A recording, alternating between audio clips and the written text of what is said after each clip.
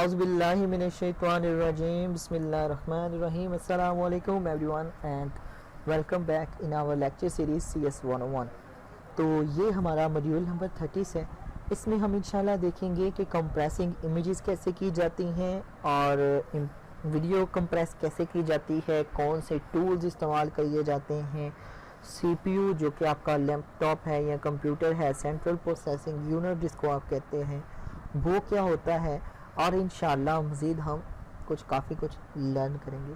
तो सबसे पहले जो कंप्रेसिंग इमेजेस के हवाले से आता है, बात आपने याद रखनी है कि कंप्रेसिंग इमेजेस के लिए बहुत ज़्यादा टूल्स इस्तेमाल होते हैं। तो सबसे पहले हम जस्ट गूगल पर राइट करेंगे compressing images and right enter. तो सबसे पहले जो हमारे पास फर्स्ट पेज पे लिंक आएगा, तो आप इसके ज़रिए अपनी इमेज को कंप्रेस कर सकते हैं। कंप्रेसिंग का क्या मतलब होता है, मैं पहले आपको वो बता देना चाहता हूँ।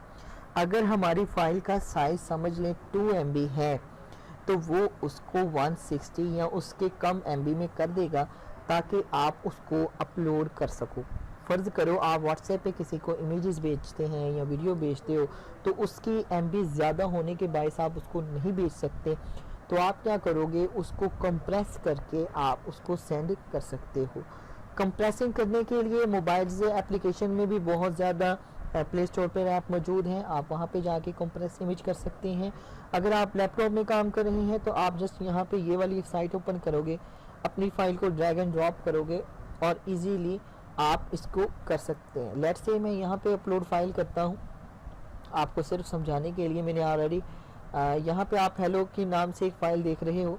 सबसे पहले मैं आपको इसकी चेक करवा देता हूँ कैपेसिटीज़। अगर आप यहाँ पे देखो,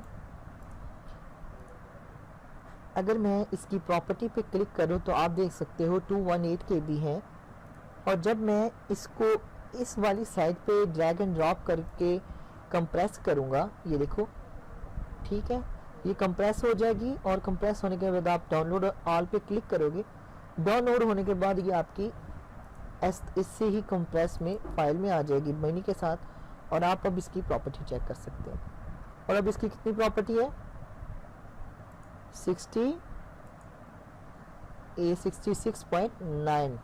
और अगर इसकी आपने प्रॉपर्टी देखी थी तो वो कितनी थी, ये देखो, ठीक है, दोनों की आपके सामने प्रॉपर्टीज मौजूद हैं। ये सेम चीज़ वही है लेकिन प्रॉपर्टी कम हो गई। आप इसको इजीली अपलोड कर सकते हैं। ठीक हो गया। अब आते हैं वीडियो कंप्रेसिंग के लिए। वीडियो कंप्रेसिंग के लिए बहुत ज़्यादा टूल्स मौजूद हैं और बहुत अच्छे टूल्स मौजूद हैं। आप अपने वीडियो की कंप्रेसिंग के लिए आप अपने मोबाइल में भी टूल इस्तेमाल कर सकते हैं, लेकिन जो सबसे पहले और ज़्यादा इस्तेमाल होती है वो है आपकी हैंड ब्रेक डाउनलोड। जो भी आपका वर्जन होगा आप उसके साथ उसको डाउनलोड कर लोगे। डाउनलोड करने के लिए काफ़ी हैवी सॉफ्टवेयर है और पहले ये फ्री होता था, लेकिन अब ये देखें, आई होप सो कि ये फ्री वाला हमें मिल जाए।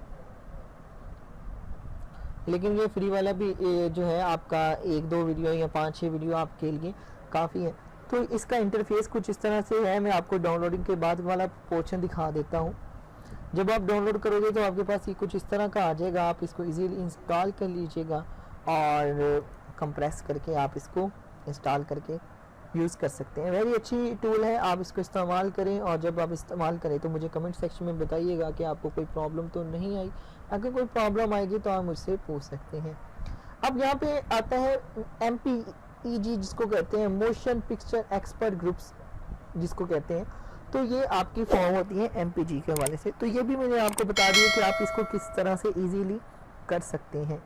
अब आते हैं सेंट्रल प्रोसेसिंग यूनिट जो कि आपका कंप्यूटर कहलाता है। सेंट्रल प्रोसेसिंग यूनिट को, एक मेरी बात आपने बस गौर से सुनने वाली है, जो यहाँ पे आप देख रहे हो हाईलाइटेड हुए हैं लफ्ज़ जो कि बोल्ड है, आपने बस उसको हाईलाइट कर लेना है। सिस्टम CPU में क्या क्या होता है, अर्थमेटिक और लॉजिक यूनिट्स होते हैं, कंट्रोल यूनिट होते हैं, रजिस्टर यूनिट होते हैं,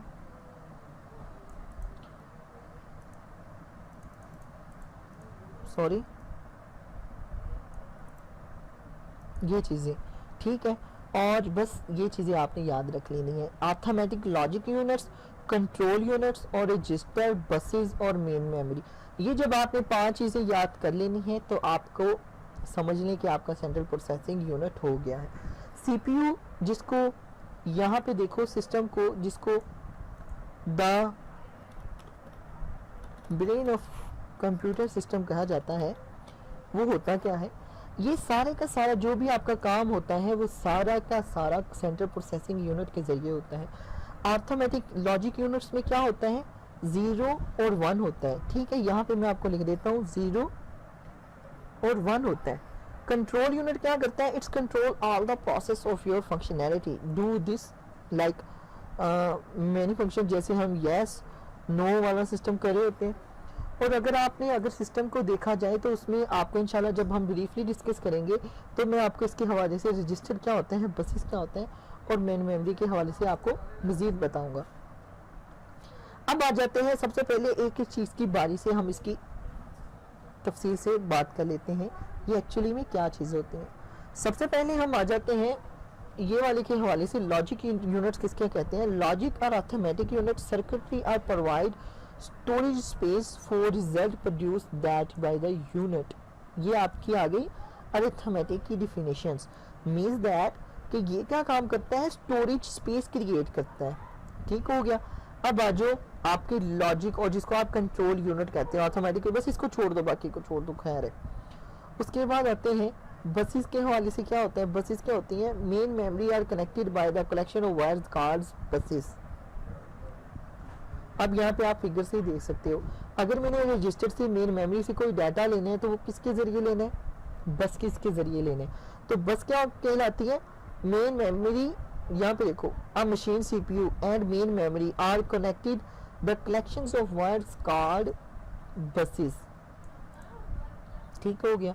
अब यहाँ पे देखो बसेस पे आप कह सकते हैं कि बसेस क्या करती हैं, ये एक डाटा को दूसरी जगह डाटा को ट्रांसफर करती हैं थ्रू द पार्शनली एड्रेस। मतलब अगर मुझे इस वाले को डाटा भेजना है मेन मेमोरी से तो मैं क्या करूंगा, इसको सिर्फ इस वाले का पार्सल दूंगा कि घर नंबर 1 में जाओ, रजिस्टर नंबर 1 में जाओ और वहां से मेरी ये वाली फाइल उठा के दे दो, तो वो मुझे सिंपली दे देगा।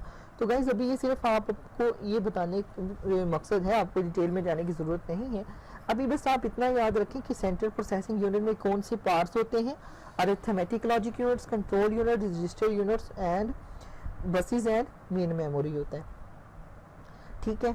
उसके बाद आप ये वाली जो लाइन है, adding value stored in a memory, ये आपने चार के चारों पॉइंट आपने ज़रूर याद करने हैं। ये is very important parts of your main chapters.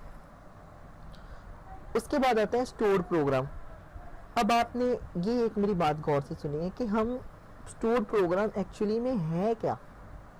Stored program in a memory, यहाँ पे देखो, the idea of storing computers program in its main memory is called the storage program concept and has become the standard approach used today, so standard in fact that it seems obvious that made it difficult originally was developed by every thought of programs। अब यहाँ पे मैं आपको एक बात बता देना चाहता हूँ। अब ये वाली तो आपने चीज़ देख ली है, लेकिन क्या अगर हम आपके वो वाले चैप्टर्स ओपन करें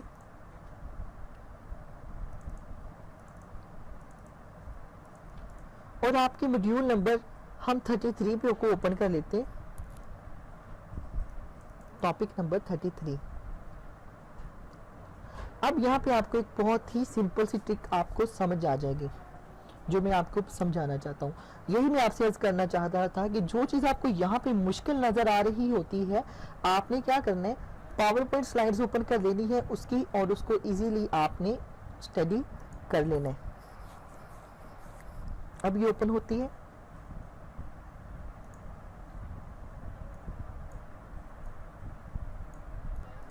जब हमारे पास ये ओपन हो जाए तो आप इसको ओपन कर लें। अब आप यहाँ पे देख सकते हो स्टोर प्रोग्राम अर्ली कंसेप्ट, ये वाले हमने देखे थे। अब यहाँ पे देखो ये वही पिक्चर है जो मैंने आपको बताई थी। अब ये वाला वही है जो हमने देखा था बसेस के हवाले से कैसे ट्रैवल कर रही होती हैं। तो अगर मैं आप ये वाला देखो, ये वही है ना सारा, सिर्फ आपको इसमें कुछ भी याद करने का ज़रूरत नहीं है। Putting alls with in the CPU also यहाँ पे आना था, rewriting in the rewiring of the CPU and the stored program data manipulation topic number 33। तो गाइस यहाँ पे जो हमारे हैंडआउट्स में था, हैंडआउट में भी यही था, डाटा मैनिपुलेशन में स्टोर्ड प्रोग्राम कैसे करते हैं। तो ये सिर्फ आपको जो है सिर्फ और सिर्फ इसको छोड़ भी दो आप तब भी कोई मसला नहीं है, क्योंकि ये ना तो आपके पेपर में आएगा, ठीक है, और ना ही इसका इतने बारे कोई कंसेप्ट है, ठीक है, आप इसको छोड़ भी सकते हैं।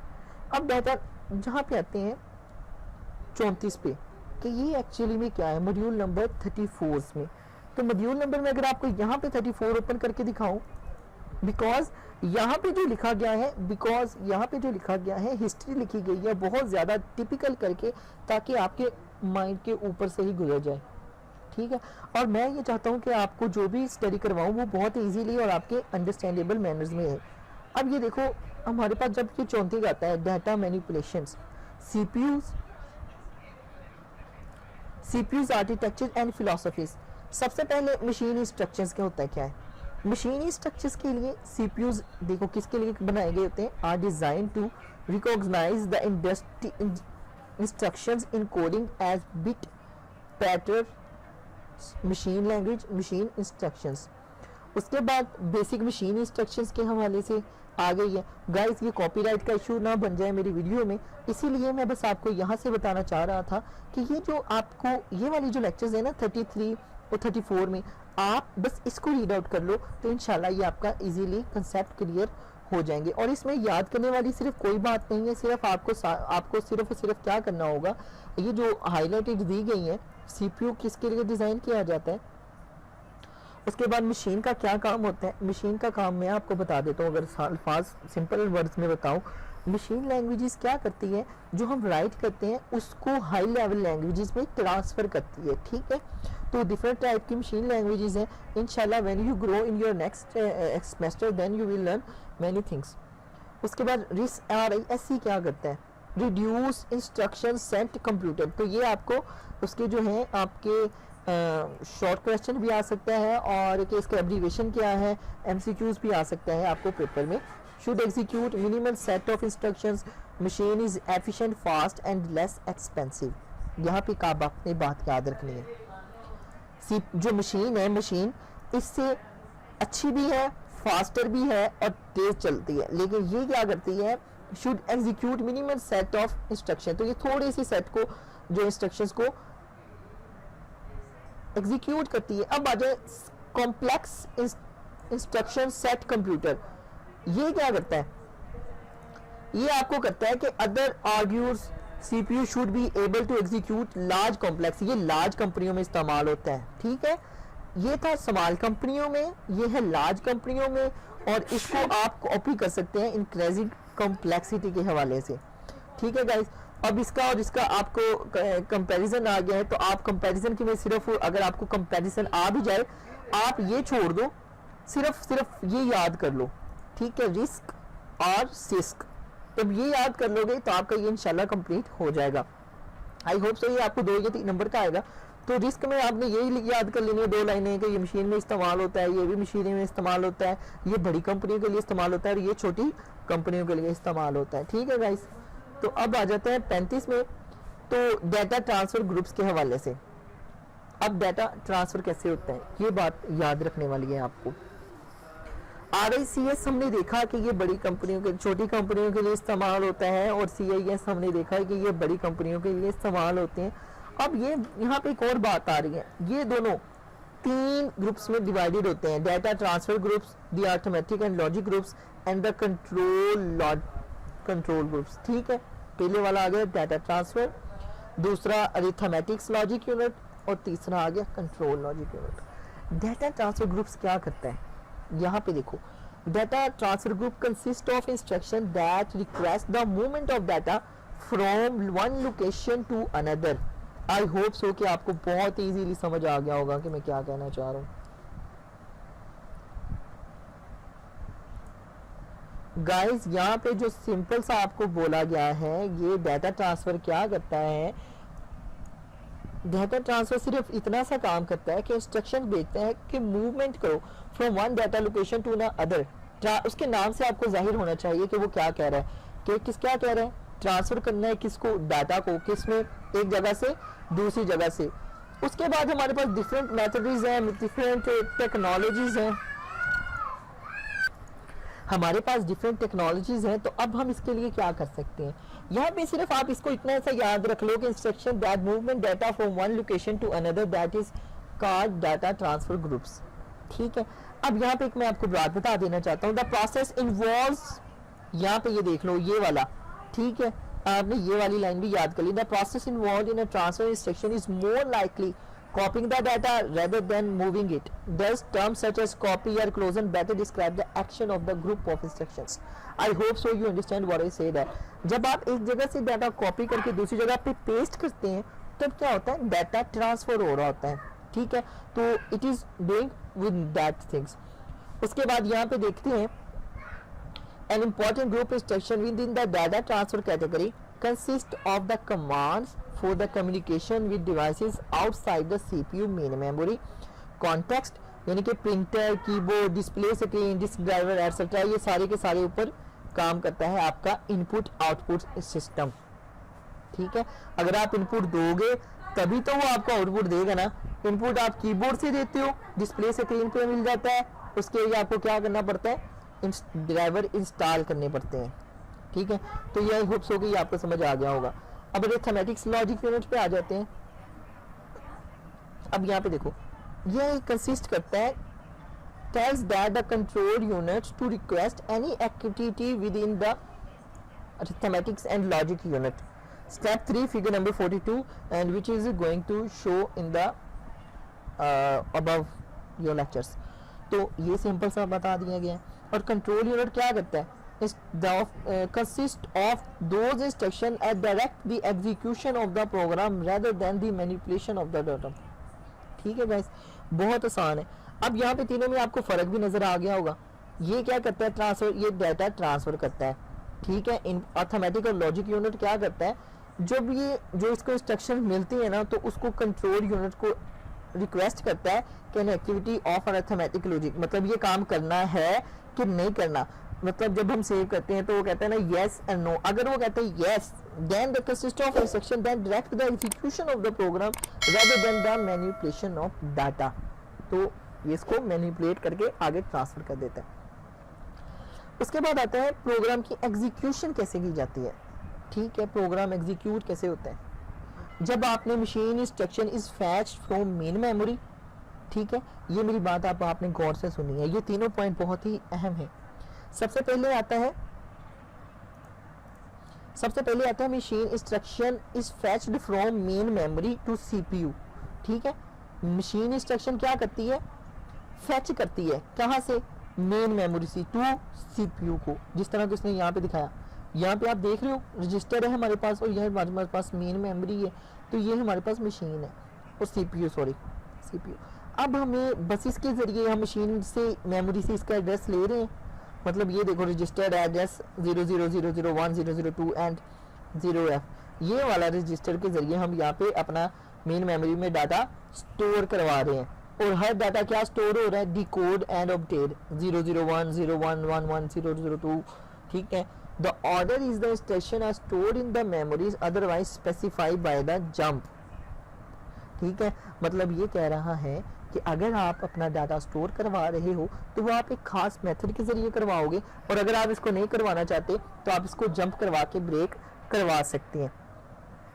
ठीक है गाइस, अब यहाँ पे देखो specially instruction register holding instruction being execute now, most important thing. जब आप प्रोग्राम लिखोगे ना इंशाल्लाह, जब हम प्रोग्रामिंग स्टार्ट करेंगे C++ या C11++ स्टार्ट करेंगे, तब आपको इसकी समझ आएगी कि मैं ये भी क्या कह रहा हूँ। अभी ये आपके लिए सिर्फ थ्योरी ही है, आप इसको थ्योरी के तौर पर समझो कि जब हम प्रोग्राम एग्जीक्यूट करते हैं ना तो उस वक्त आपसे पूछ रहा होता है कि आप एग्जीक्यूट करो, इसमें कोई एरर वगैरह तो नहीं है, तो ये इसलिए इस्तेमाल होता है। अब उसके बाद आते हैं उसकी एग्जांपल भी देख लेते हैं कि ये क्या कहना चाह रहा है। In your book an example of machine instruction with their messages are available and appendix C at page number 581, let's discuss it. Okay, तो हम यहाँ पे ये जो हमें तस्वीर दी गई है हम इसको डिस्कस कर लेते हैं। In coding instruction 156C load register with 5 with the bit pattern found in the memory cell at address C6। अब आपने यहाँ पे एक बात याद करनी है, वो आपसे ये अर्ज कर रहा है कि लोड रजिस्टर करे किसको, 5 को, किसके जरिए, जो कि किसमें पाया जा रहा है, मेमोरी में, cell number at the address of C6। यहाँ पे ऊपर आ जाओ, यहाँ पे आप देख रहे हो, कहता है अगर मैंने इसको कॉल करवाना हो या मुझे ये चाहिए हो, मुझे 002 चाहिए, तो मैं इसे क्या कहूँगा कि भाई मुझे जो मेन मेमोरी में सेल नंबर 02 पड़ा है ना, वो मुझे निकाल के दो, तो वो मुझे ये वाला जो है निकाल के दे देगा। ठीक है, दैट्स इट, और कोई भी इसमें बात नहीं कही गई। ये देखो जो ऊपर हमने देखी थी वही आई है ना, अगर मुझे ये वाली चाहिए A3 तो मैं इसको ये वाला कहूँगा, A3 की सेल नंबर 6D निकाल दो मुझे, तो वो निकाल देगा। That's it. उसके बाद प्रोग्राम एग्जीक्यूशन कैसे होती है, जो मैंने ये आपको यहाँ पे वर्बली लिख के ऐसे बताया मुंह से, और इसने यहाँ पे राइट करके बताया हुआ है, तो आप इसको स्टडी करो या मेरी बात पे फोकस करो, ये आपके ऊपर है। उसके बाद आप चाहते हैं गाइस मॉड्यूल नंबर 38 पे, जो कि डाटा मैनिपुलेशंस है लॉजिक ऑपरेटर के हवाले से। और चलें इंशाल्लाह हम इसको नेक्स्ट वीडियो में कर लेते हैं। तो thank you so much watching this video and अल्लाह हाफिज़।